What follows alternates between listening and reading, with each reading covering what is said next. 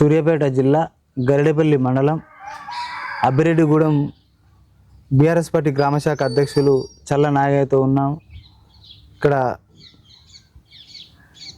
BRS party గ్రామశాఖ అధ్యక్షుడిగా బాధ్యతలు చేపట్టిన తర్వాత పార్టీ బలోపేతానికి కావచ్చు, గతంలో 10 ఏళ్ళలో ఎలాంటి అభివృద్ధి సంక్షేమం జరిగింది, ప్రస్తుత కాంగ్రెస్ పార్టీ ఆధ్వర్యంలో ఎలాంటి సంక్షేమం జరుగుతుందో చల్ల నాగయ్య గారి మాటలను అడిగి తెలుసుకున్నాం. నమస్కారం నాగయ్య గారు.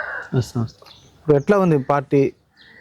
మీ అబ్బిరెడ్డిగూడెం గ్రామశాఖగా మీరు ఒక అధ్యక్షునిగా కొనసాగుతున్నారు. ఎట్లా ఉంది పార్టీ పరిస్థితి? ఉంది పార్టీ బలోపేత కార్యక్రమాలు ఏం చేపడుతున్నారు? ఇంతకుముందు బీఆర్ఎస్ పార్టీ గత 10 సంవత్సరాల క్రితం అయితే మంచి బలోపేతంగానే ఉంది. అన్ని సంక్షేమ పథకాలు కూడా మాకు మంచి అందుబాటులోనే వచ్చినాయి. ఇప్పుడైతే మాత్రం ఏమి అందుబాటులో ఏమైనా ఒకటి ఏమైనా రావట్లేదు. అసలు ఏదైనా టయానికి ఏది అందుబాటులో లేదు. ఇక్కడ ఇప్పుడు 6 గ్యారెంటీ ఎట్లా అమలు అవుతున్నాయి గ్రామ స్థాయిలో? 6 గ్యారెంటీలు అసలు ఏది లేదు, అసలు ఏం లేదు. ఇక మాకు ఏమైనా సంక్షేమం ఏం రావట్లేదు. ఏదో అంటుండలే కానీ ఇక వచ్చేది లేదు, ఇచ్చేది లేదు. ఇక ఇప్పుడు ఇందిరా మిల్లు కానీ రేషన్ కార్డులు కానీ ఉచిత బస్సు ఎట్లా అమలు కావట్లేదు? అమలు అవుతున్నాయి అంటున్నారు. ఇందిరా మిల్లు రాలేదు, 2500ది రాలేదు. బస్సు ఒకటే ఫ్రీ, అదొకటే మహిళలకు అదొకటి పెట్టింది అంతే. ప్రజాపాలన ప్రగతి పాలన ఎలాంటి అభివృద్ధి జరిగింది మన 99 రోజుల ప్రణాళికలో? ఏం జరగలే, మంచిగా ఏం జరగలే.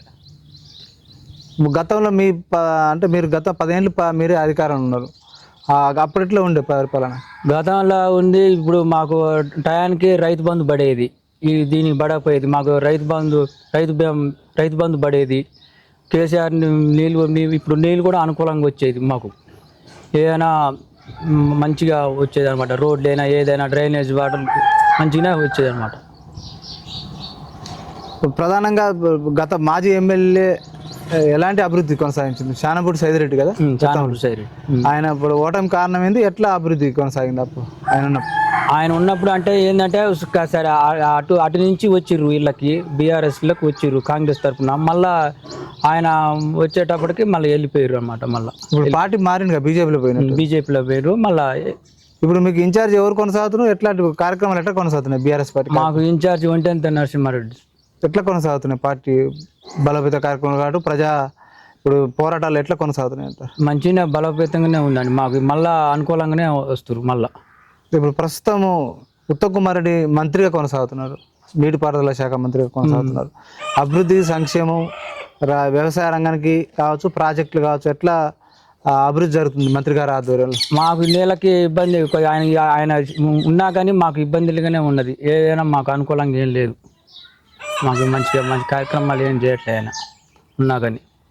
అభివృద్ధి కార్యక్రమం మంత్రి కదా, ఇప్పుడు సీఎం తర్వాత నెంబర్ 2 పొజిషన్లో ఉన్నారు. అదే మాకేం రావట్లేదు ఆయన వల్ల.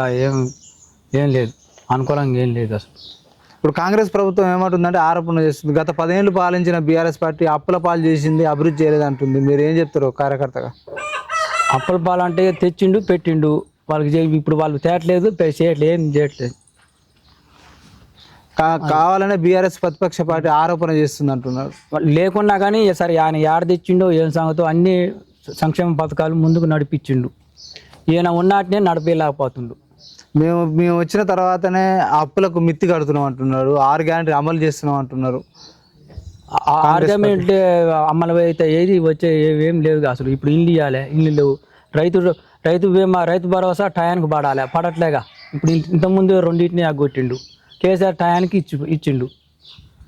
కేసీఆర్ గతంలో మొత్తం గుట్టలకు పుట్టలకు ఇచ్చారు, ఇప్పుడు మేము పారదర్శకంగా ఇస్తున్నాం అంటున్నారు. మరి వాటికి కూడా టయానికి ఇవ్వట్లేగా. వాటికి కూడా ఇప్పుడు వేసే టయానికి కూడా ఇవ్వట్లేగా. టయానికి కూడా ఇవ్వట్లేదు. ఇప్పుడు 1,00,000 రూపాయల బీమా కూడా వచ్చినాయి. అట్టాటివి కూడా ఇప్పుడు ఏది బీసీ బంధు అట్టాటివి కూడా ఇచ్చిండు ఆయన కేసీఆర్. ఇప్పుడు మరి కాంగ్రెస్ ప్రభుత్వం సంక్షేమం ఒకవైపు, అభివృద్ధి ఒకవైపు సుపరిపాలన అందిస్తున్నాం అంటున్నది. మరి గ్రామ స్థాయిలో అభివృద్ధి శరవేగం కొనసాగుతుంది అంటున్నారు. ఎంత మేరకు వాస్తవం అంటారు? అసలు ఉన్న ప్రభుత్వాన్నే అసలు వచ్చేదాన్నే బాగా నడపలేకపోతున్నారు. అసలు వాళ్ళకి ఏం చేస్తారు? ఇక ఏం చేయట్లేదు అసలు. ఇచ్చిన గ్యారెంటీలు నడిపితే ఇస్తే మంచిగా ఉంది, మరి ఏది ఇవ్వట్లేగా అసలు. మీ పార్టీ అధికారంలో రాకపోవడానికి కారణం ఏంది? ఇంకా 10 సంవత్సరాలు కేసీఆర్ని గెలిపించినామని ఈసారి ఒక్కసారి ఏమైనా చూద్దామని అట దానివల్ల అట పోయింది తప్ప ఇప్పుడు ప్రజలకు కూడా అర్థమవుతూనే ఉంది. అనవసరంగా ఆయన కేసీ గెలిపించి ఇది చేసినాం కోస పడుతున్నాం అనమాట. అది మీ గ్రామ స్థాయిలో అభివృద్ధిగూడెం కావచ్చు, గరిడపల్లి మండలంలో టీఆర్ఎస్ పార్టీ ఎలాంటి కార్యక్రమాలు చేపడుతుంది? ఇప్పుడు అంటే గేడపల్లి మా మండల వేదిక అయితే సరిగా ఆడ చేస్తున్నాం కానీ మా గ్రామ స్థాయి వరకు అయితే ఏం లేదు. అది ఇంకా అభివృద్ధి గత ప్రభుత్వంలో వ్యవసాయానికి ఎలాంటి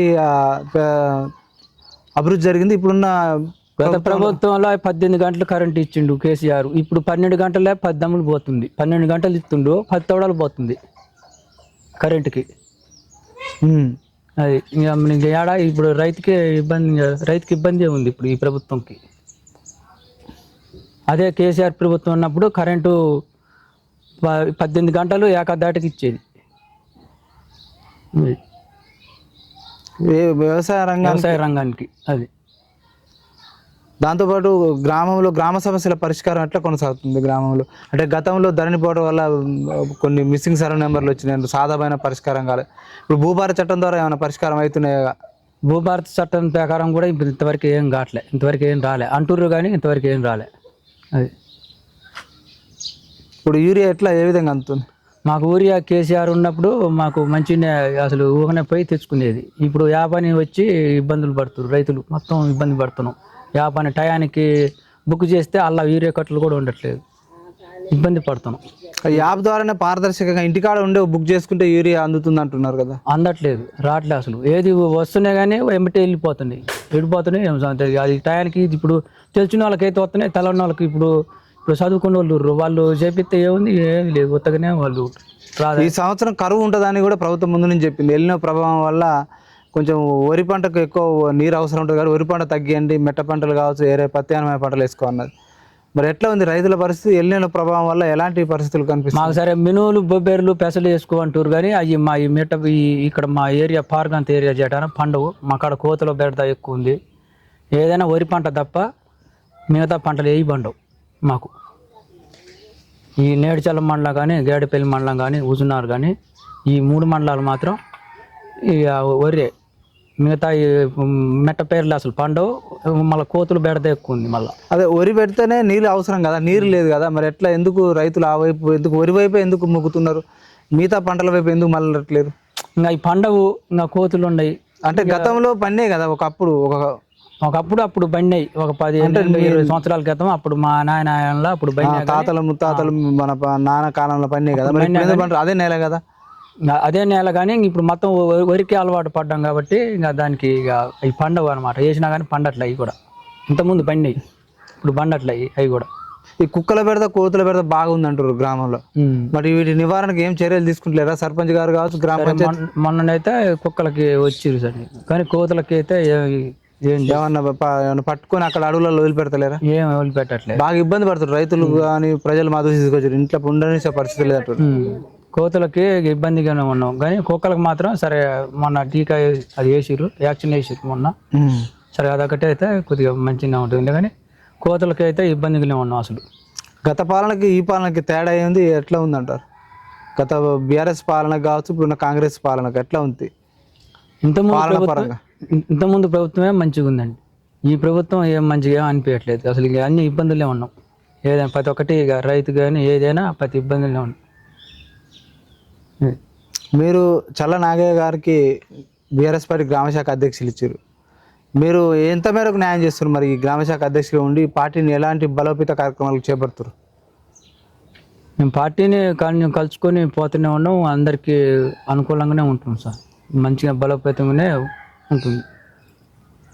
ఇంకా మళ్ళా భవిష్యత్తులో కూడా కాంగ్రెస్ పార్టీ అధికారాలకు వస్తుందని కూడా కాంగ్రెస్ నాయకులు కావచ్చు, కార్యకర్తలు చెప్తున్నమాట. ఇది ఎంతవరకు వస్తుంది? వాళ్ళు చెప్పుకోవటం అంటే తెలియలేదు. ఈసారి అయితే ఏమి ఉండదు. ఇక ఈసారి మాత్రం ఇప్పుడు హుజూర్నగర్ నియోజకవర్గంలో మళ్ళీ బీఆర్ఎస్ పార్టీ వస్తుంది. మీరు ఏం చెప్పదలుచుకున్నారు మీ పార్టీ పక్షాన? బీఆర్ఎస్ పార్టీ గ్రామశాఖ అధ్యక్షులు ఏం చెప్పదలుచుకున్నారు అంటున్నారు ఫైనల్గా? మాకు కేసీఆర్ పార్టీ మాకు మళ్ళీ రేపు వచ్చేది అధికారానికి కేసీఆర్ పార్టీ వస్తుంది. మాకు కాంగ్రెస్ పార్టీ అయితే ఇంకా రాదు. ఇక సరే వచ్చింది ఏందో వచ్చింది కానీ ఈసారితో పోద్ది. ఇక